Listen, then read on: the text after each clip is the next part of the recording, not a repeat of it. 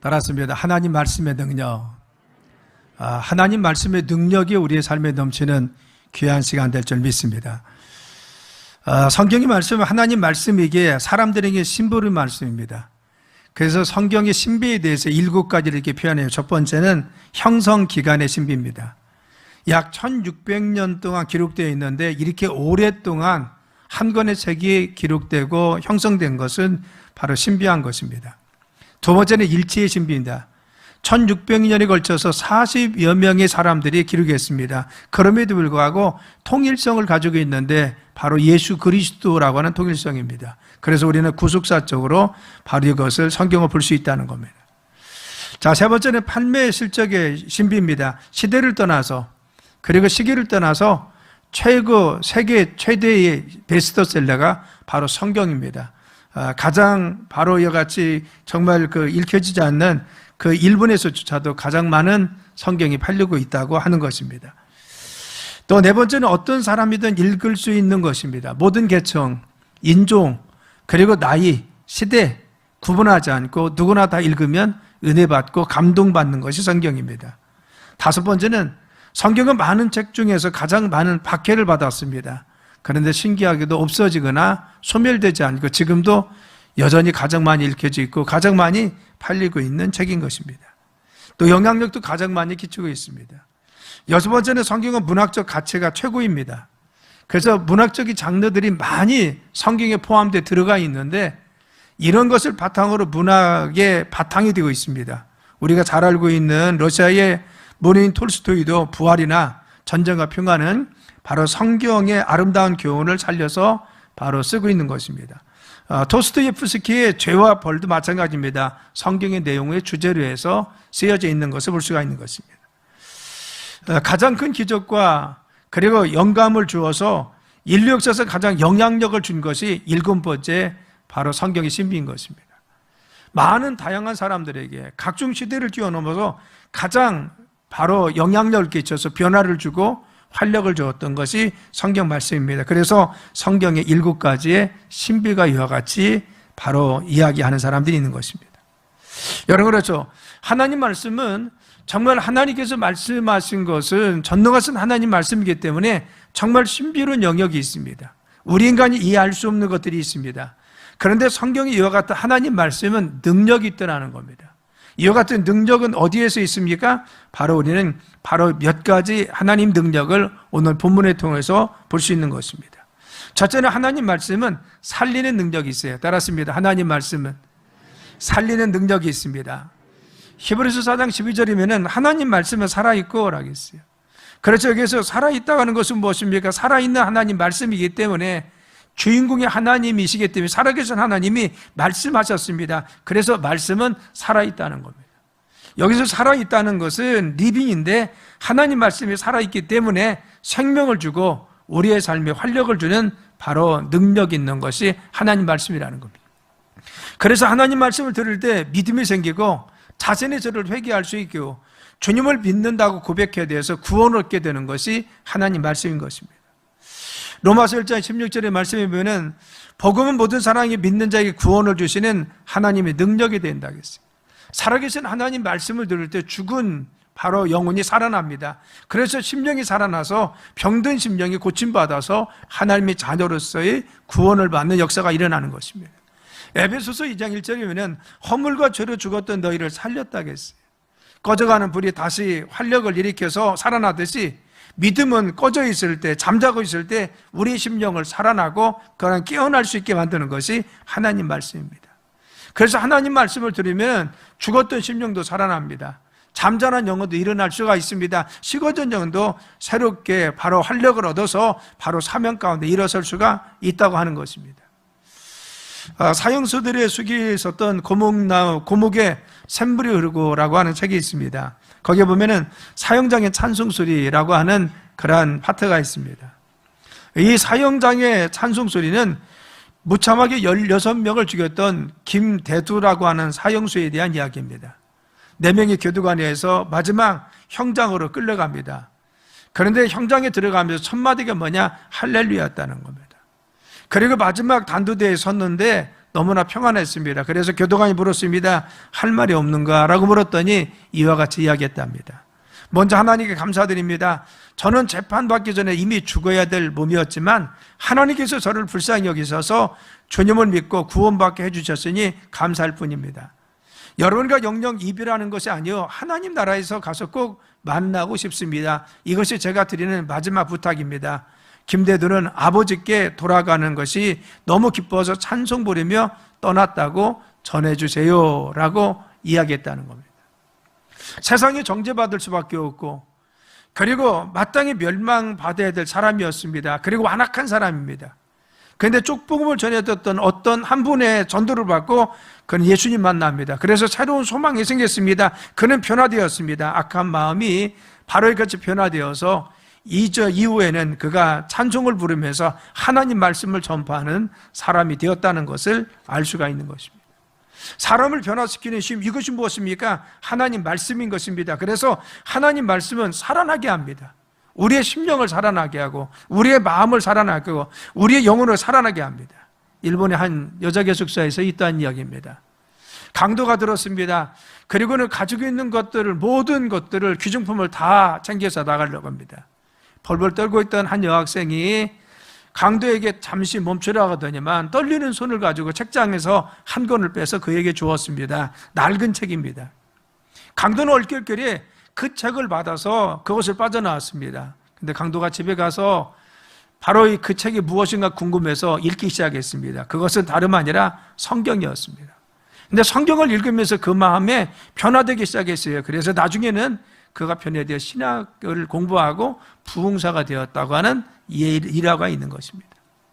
그렇죠. 완악한 마음이 변화되는 것은 무엇입니까? 살아있는 말씀이 우리 속에 들어오면 살아서 역사하셔서 우리의 삶에 활력이 있습니다.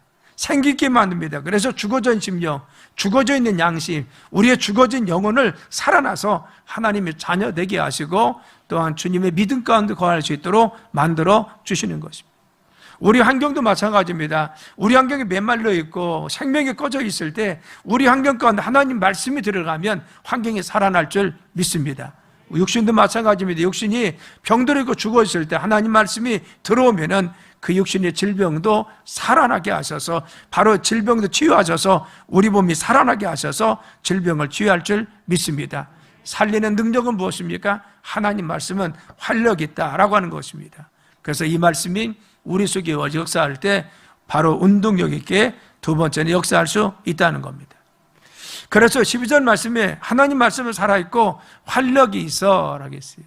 그래서 활력은 무엇입니까? 헬라어로 에네르게스입니다. 힘, 활동, 작용, 에너지, 효능 생깁니다. 그래서 영어의 에너지는 바로 에네르게스에서 나온 것입니다. 그래서 말씀이 활력이 있어요. 말씀이 운동력이 있다는 것은 무엇입니까? 하나님 말씀이 살아있어서 큰 능력을 발휘할 수 있는 움직이는 힘이 있다는 것입니다. 운동한다는 것은 힘이 가해져야 운동하는 겁니다. 힘이 가해지지 않으면 운동할 수가 없는 것입니다. 여기서 움직인다는 것은 힘이 가해져야 됩니다. 하나님 말씀은 활력이 있습니다. 운동력이 있어서 힘을 줍니다. 우리 심령 속에 힘을 주고 우리의 마음에 힘을 주고 우리의 삶에 힘을 주고 우리의 삶 가운데 용기와 도전을 주는 것이 하나님 말씀인 줄 믿습니다. 그래서 말씀을 통해서 은혜 받으면, 말씀을 통해서 감동받으면, 그 말씀이 내 마음과 삶을 지배하면 우리는 다시 일어날 수 있습니다. 그래서 바로 우리가 용기가 생기고 힘을 얻어서 새로운 도전할 수 있는 것이 바로 하나님 말씀을 듣고 은혜 받는 삶인 것입니다. 우리의 사업이 무너져 있습니다. 말씀이 와서 우리의 사업과 우리의 삶과 우리의 가정에 떨어져서 이 말씀이 능력을 발휘하면 우리의 가정도 일어납니다. 우리의 사업도 일어납니다. 우리 환경도 일어날 줄 믿습니다. 그래서 사업에 힘을 얻고 직장에도 힘을 얻고 능력 얻는 것이 무엇입니까? 하나님 말씀은 활력이 있어서 우리에게 힘과 능력을 더하여 주시더라는 것입니다. 그래서 우리는 하나님 말씀을 늘 가까이 해야 됩니다. 하나님 말씀에 은혜 받아야 됩니다. 하나님 말씀 가운데 감동받고 하나님 말씀을 늘 주장하고 선포해야 됩니다. 우리 생의 정말 가운데 있을 때, 절망 속에 쓰러져 있을 때 요한복음 16장 33절에 이렇게 말씀하십니다. 이것을 너에게 이르노니 너희로 내 안에서 평안을 누리게 함이라. 세상에 너희가 환난을 당하라. 담대하라. 나는 세상을 이겼다겠어요. 우리가 환난 가운데 절망 가운데 있을 때 너 쓰러지지 말라는 겁니다. 내가 내 세상 끝날까지 함께 할 테니까 일어나라고 말씀하십니다. 그래서 우리와 늘 환난 당할 때, 고통 당할 때 하나님 함께 하신다고 말씀하여 주시는 것입니다. 우리가 근심 속에 있을 때 요한복음 14장 1절의 말씀, 너희는 마음에 근심하지 마더라. 하나님이니 또 나를 믿으라 하겠어요. 그래서 마음에 근심만 하지 말라는 거예요. 하나님 믿으라. 내가 너를 도와준다는 거예요. 우리가 이 말씀을 부정하면, 이 말씀에 은혜 받으면 하나님이 나와 함께 계셔서 우리의 근심 가운데 이겨내게 해주십니다. 근심을, 절망을 떨쳐내게 하십니다. 그리고 말할 수 없는 손실과 어려움을 당해서 낙심하고 있을 때 로마서 8장 38절에 말씀하고 있습니다. 내가 확신하노니 사망이나 생명이나 천사들이나 권세자들이나 현재이나 장래나 능력이나 높음이나 깊음이나 다른 어떤 피조물도 우리를, 우리 주 예수 그리스도 안에 있는 하나님의 사랑에서 끊을 수 없다는 거예요. 세상의 어떤 피조물도, 천사도, 세상의 어떤 권세도, 세상의 어떤 능력도 우리를 하나님의 사랑에서 끊을 수 없다는 것입니다. 네가 손해를 볼지라도, 어려움 속에 있을지라도, 네가 손실을 당하고 힘든 것이 있을지라도 좌절하지 말라. 나는 너를 붙들고 있다. 질병이 너를 침범해서 네가 어려울지라도 낙심하지 말라. 너를 붙들고 있다. 하나님은 우리의 자녀도, 우리의 삶도 붙들어 주십니다. 내가 고독해 있을 때, 그래서 내가 단신에 있을 때 요한복음 16장 32절에 말씀해 주십니다. 보라, 너희가 다 각각 제 곳으로 흩어지고 나를 혼자 둘 때가 오나니 벌써 왔도다. 그러나 내가 혼자 있는 것이 아니라 아버지께서 나와 함께 계셨느니라.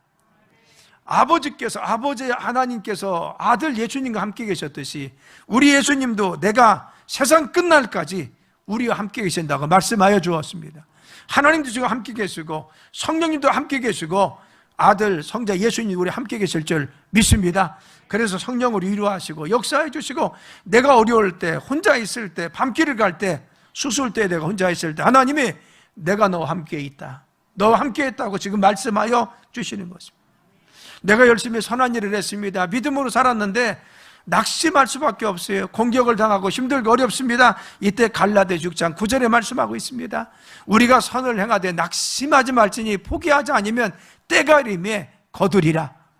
여러분, 믿음으로 전진하고 있습니까? 때로는 내가 힘들게 주님 일하고 있는데 때로는 오해 사기도 하고, 그리고 때로는 공격을 받기도 하고, 선한 일 하는데 어떠한 것이 나타나지 않을 수도 있습니다. 그런데 중요한 것은 때가 이름에 하나님께서 거두게 하실 줄 믿습니다. 우리 하나님은 우리가 하는 일들, 믿음으로 가는 것들, 우리가 하나님 앞에 바로 서 있는 것 그들이 오해할지라도 하나님 우리를 지금도 역력히 보고 계신다는 것입니다.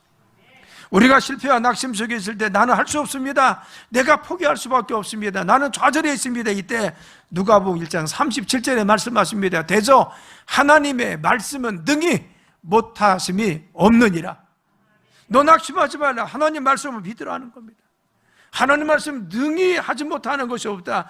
이 말씀 믿고 믿음으로 가면 내가 너를 도와준다고 하나님 말씀해 주십니다. 내 속에서 음성을 들려주고 확신을 주시고 성령으로 말씀하시고 위로하셔서 나에게 힘과 용기를 가지고 다시 일어설 수 있도록 만들어 주십니다. 그렇죠. 그래서 에스겔서 37장에는 마른 뼈들을 향해서 하나님이 대언해서 말씀을 선포했더니만 그 뼈들이 힘줄이 생기고, 그리고 또한 근육이 생겨서 뼈들이 이제는 바로 살이 붙어서 살아났습니다. 그래서 군사가 되어 일어났던 것을 알 수가 있는 것입니다. 왜? 하나님 말씀은 능력이 있습니다. 말씀이 내 심령 속에 들어올 때, 말씀이 내 마음 속에 들어올 때, 말씀이 나에게 감동을 주시고, 이 말씀이 나에게 정말 이와 같이 감화를 주시고, 그리고 말씀에 은혜 받게 할 때, 말씀이 내 환경과 내 삶에, 내 가정에 바로 말씀에 스며들 때, 이 말씀은 능력 가운데 운동력이 있어서 우리의 삶을 변화시키고 우리 환경을 변화시킬 줄 믿습니다. 그래서 우리는 하나님 말씀을 바로 같이 늘 듣기를 즐겨하고, 그리고 읽기를 즐겨하고, 하나님 말씀을 가까이 하고 하나님 말씀에 감동받기를 즐겨해야 됩니다.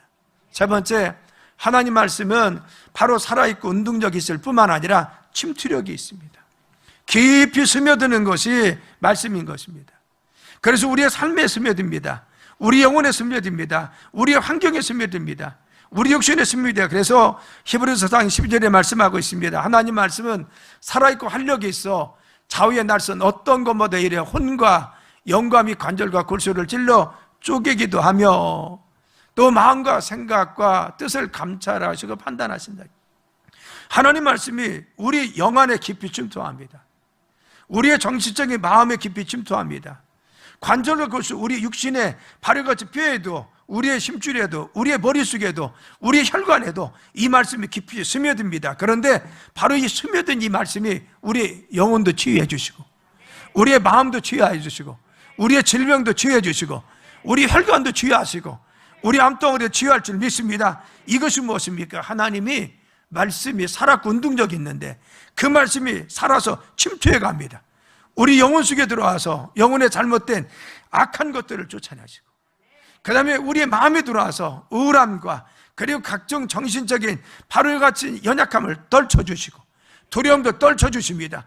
우리 육신 속에 들어와서 우리의 질병도, 우리의 몸도, 우리의 관절도, 골수도 치유하시고 하나님 말씀에 침투해서 우리의 삶 가운데 치유의 능력을 함께하여 주시는 것입니다.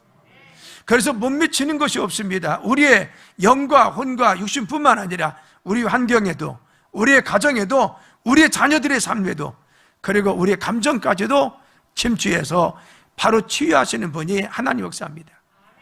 그래서 본문은 뭐라고 했어요? 하나님 말씀의 좌우에 날선 어떤 검보다 예리하다고 했어요. 그렇죠. 날선 메스와 같은 바로 양날선 검이라는 것은 어느 곳든지 침투에 들어갈 수가 있습니다. 그래서 바로 이같이 잘못된 것을 도려낼 수 있는 것이 데려갈 뿐만 아니라 오려낼 수 있는 능력을 가진 것이 좌우의 양날선 검이라고 하는 것입니다. 하나님 말씀이 우리 속에 깊이 들어와서 우리의 모든 것을, 우리 삶의 모든 것을 이와 같이 정말 쪼개고 가르고 수술해서 온전케 만드실 줄 믿습니다. 그래서 우리의 생각도, 우리의 감정도, 우리의 사고도, 영적인 모든 것뿐만 아니라 우리 육신까지도 하나님은 치유하시고 우리 환경까지도 다 치유하여 주시는 것입니다. 사도행전 2장 37절에 베드로가 말씀을 전했더니 듣는 사람이 가슴을 쳐가면서 아이고 어쩔 거라겠어요. 마음속에 찔림이 있었습니다. 내 마음속에 가책이 있었다는 겁니다. 수술할 때 의사가 환자의 몸에 병든 세포를 날카로운 양날순 검을 가지고 들어가게 합니다. 그래서 도려내기 시작합니다. 말씀이 내 속에 와서 찌르는 겁니다. 내 감정, 내 생각, 내 고집, 그리고 내 잘못된 위선들 찌르는 것입니다. 내 죄악을 찌를 때 아이고 어쩔 거라겠어요. 이 정말 양날선 그 말씀이 내 안에 들어와서 내 질병을 찌르고 도려냅니다.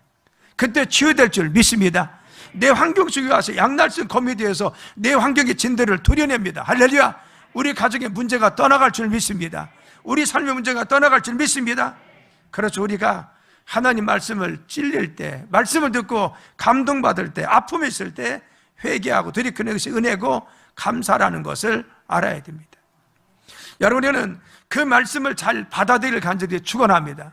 선포되는 말씀에 대해서 여러분 아멘으로 받아들이는 게 중요합니다. 선포되는 말씀에 대해서 우리가 아멘으로 받으려면 그 말씀의 능력이 있어서 우리의 삶을 치유하고 역사하여 주십니다. 제존파의 두목이었던 사람이 바로 성경 말씀을 읽고 회개했습니다. 그리고 이런 고백합니다. 왜 내가 일찍이 교회 가지 않았던가, 성경 말씀을 받아들이지 않았던가 후회했다고 합니다. 평양에 깡패했던 김익도도 마찬가지입니다. 하나님 말씀을 듣고 나서 그가 새 사람 되었습니다. 그래서 목사가 되었다는 겁니다. 여러분 말씀을 통해서 새로워지길 간절히 축원합니다.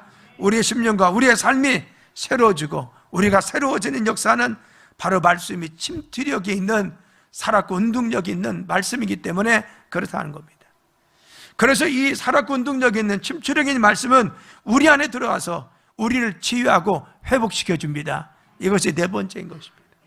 오늘 13절의 말씀이 지으신 것이 하나도 그 앞에서 나타나지 않음이 없고 우리의 결산을 받을 시에 눈앞에 만물이 벌거벗은 것 같이 드러난다고 했어요. 말씀이 우리 심령 안에 와서 다 조명합니다. 우리의 마음에 숨은 것도, 상처도, 내 마음속에 도려내야 될 죄악도, 교만함도 다 드러나게 합니다. 말씀을 들여 찔립니다. 내 안에 들어와서 우리 육신의 질병도 다 드러나게 합니다. 어디가 이상했는지, 혈관에 막힌 것이 무엇인지, 뇌에 무엇이 이상했는지 다 만물 앞에 드러나는 거예요. 말씀이 내 안에 들어올 때. 우리 영 안에 문제가 있을 때 영에 바로 조명받습니다. 우리의 가정도 마찬가지입니다. 벌거벗은 것 같이 드러난다라고 했어요. 여러분, 말씀이 들으면은 바로 우리 심령 속에 있는 죄악들이 우리 심령 속에 해결돼야 할 것이, 우리 육신의 어떠한 질병도 숨은 어떤 것도 다 드러날 줄 믿습니다. 그래서 의사가 메스를 통해서 암덩어리를 도려내듯이 말씀의 은혜받고 감동받고 안에 받으면 바로 이같이 우리 속에 있는 모든 것들이 치유될 줄 믿습니다. 그래서 침추해서 그 모든 것을 해결하시고 치유해 주시는 것이 하나님이십니다. 그러므로 우리는 말씀에 조명받고 이 말씀에 감동받고 은혜 받을 때 하나님 앞에 온전히 돌아서는 것이 중요하다는 것입니다. 하나님 말씀이 우리를 조명하십니다. 다 드러나게 하십니다. 내가 지금 무엇이 문제인지, 내 상처가 무엇인지, 내가 정말 하나님 앞에 무엇이 잘못인지, 내가 겸하는 것이 있는지, 또 우리가 알지 못하지만 그러나 말씀을 듣고 나면 아멘하고 감동하면 그 말씀이 우리의 질병도 드러나게 합니다. 우리의 질병에 모르는 것도 말씀 앞에 드러나서 말씀의 능력 가운데 치유받는 역사가 있을 줄 믿습니다. 우리 영적인 문제도 드러나서, 우리의 가정의 문제도 드러나서 우리의 삶에 치유됩니다. 그래서 하나님 말씀은 치유의 능력이 있습니다. 드러나서 치유하여 주시는 것입니다.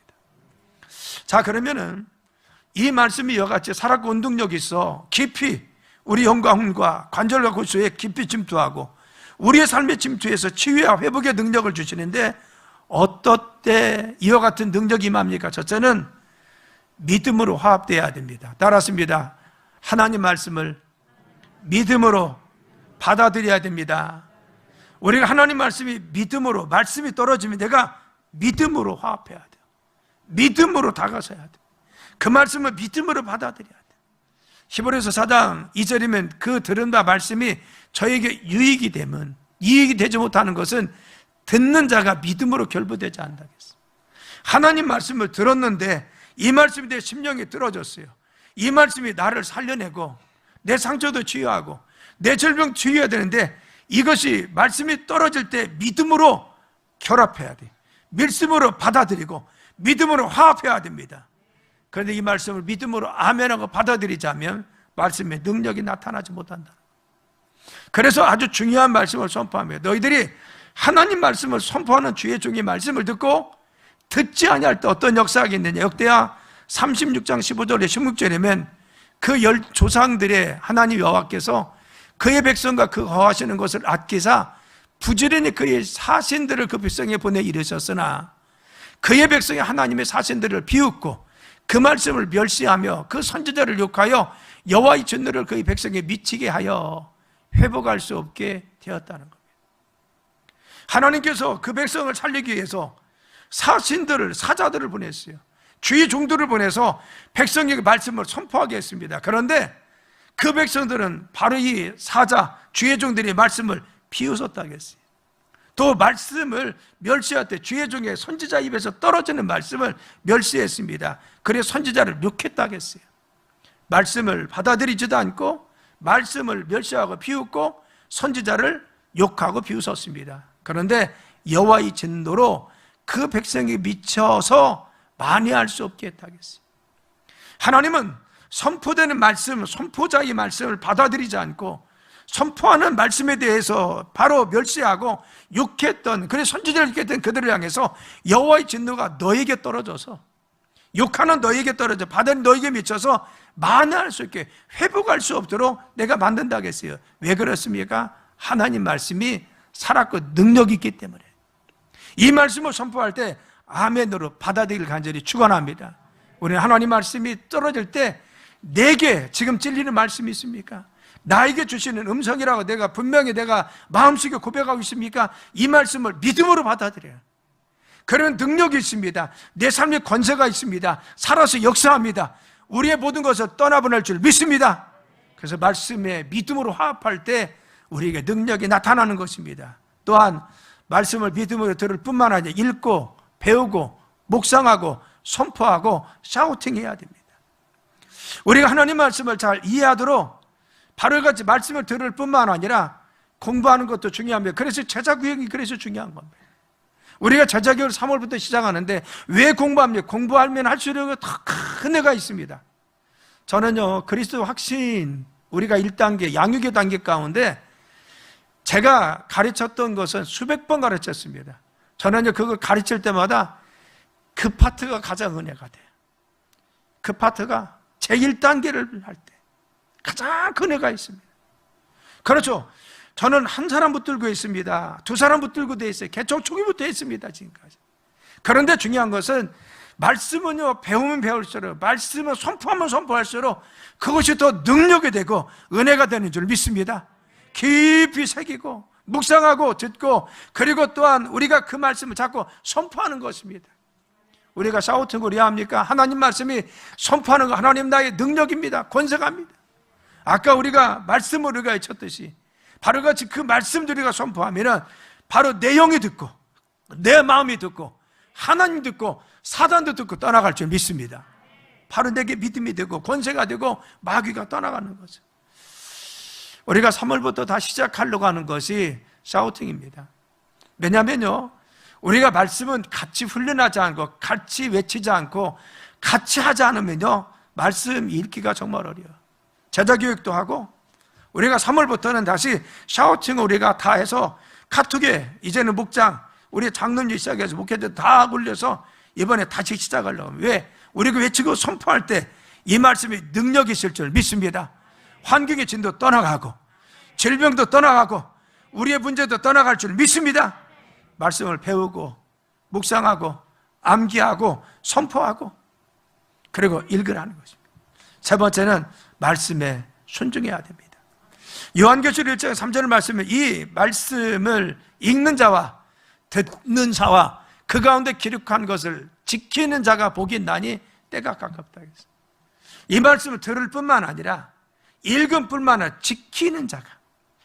그래서 우리가 듣고 읽었습니다. 그럼 어떻게 지키라는 겁니다. 따라서 듣고 읽고 지키고 말씀을 지키라는 거죠. 계시록 20장 7절에도 보라 내가 속히 오리니 이 두루마리 예언의 말씀을, 성경이죠, 지키는 자는 복이 있으리라 하더라. 말씀을 지키고 순종하는 자. 하나님 말씀을 내가 감동받았으면 순종하는 겁니다. 하나님 말씀 회개하라면 말씀 회개하는 겁니다. 돌이키면 돌이키는 겁니다. 말씀을 의지해 가는 것입니다. 여러분 그렇죠? 말씀이 살아있는 하나님 말씀이기 때문에 말씀을 믿을 뿐만 아니라 지키면은 이 말씀이 능력이 되어주십니다. 베드로가 밤새 그물을 던졌지만 고기를 한 마리 잡지 못했습니다. 예수님이 새벽녘에서 외칩니다. 깊은 데 가서 그물을 던져라 했어요. 예수님 말씀에 의지해서 내가 밤새 수고해서나 한 마리도 잡지 못했지만 당신의 말에 순종해서 던지겠습니다. 던졌더니만 그물이 찢어지도록 고기를 많이 건졌다는 겁니다. 우리는 하나님 말씀에 순종하면 주님 능력이 될 줄 믿습니다. 그래서 이 말씀은 두 가지 효과가 있습니다. 첫째는 뭐냐? 복과 화를 우리에게 주신 복과 화가 한 가지 두 가지. 신명기 11장 20절에 내가 오늘날 복과 저주를 너희 앞에 둔다 했어요. 오늘 하나님 우리 앞에 복과 저주를 두었습니다. 그래 너희가 만일 내가 오늘 너에게 명하는 너희의 하나님 여호와의 명령을 들으면 복이 될 것이요. 내가 너 앞에 복과 저주를 주었는데 중요한 것은 하나님 명령을 듣고 잘 지키고 순종하면 복을 주실 거라고 했어요. 너희가 택하라는 것입니다. 하나님 말씀은 살았고 운동력이 있고 우리에게 침투력이 있어서 영광과 간절과 고소를 찔러 죽이기도 하고 우리 환경식이 침투해서 역사하는 살아계신 능력인데, 그래서 우리 환경도 변화시키고 우리의 삶도 치유해 주시는 능력이 있는데 택하라는 겁니다. 너희가 복을 택할 것이냐 화를 택할 것이냐. 여러분들은 하나님 말씀을 받아들이고 믿고 말씀에 따르고 순종하는 믿음의 삶이 되어서 이 말씀의 능력이 우리의 심령 가운데, 우리의 삶에, 우리 육식 가운데, 우리의 가정 가운데 나타나길 간절히 축원합니다. 말씀의 능력 가운데 승리한 여러분 되시길 예수님의 이름으로 축원합니다. 기도합니다. 하나님, 말씀은 살아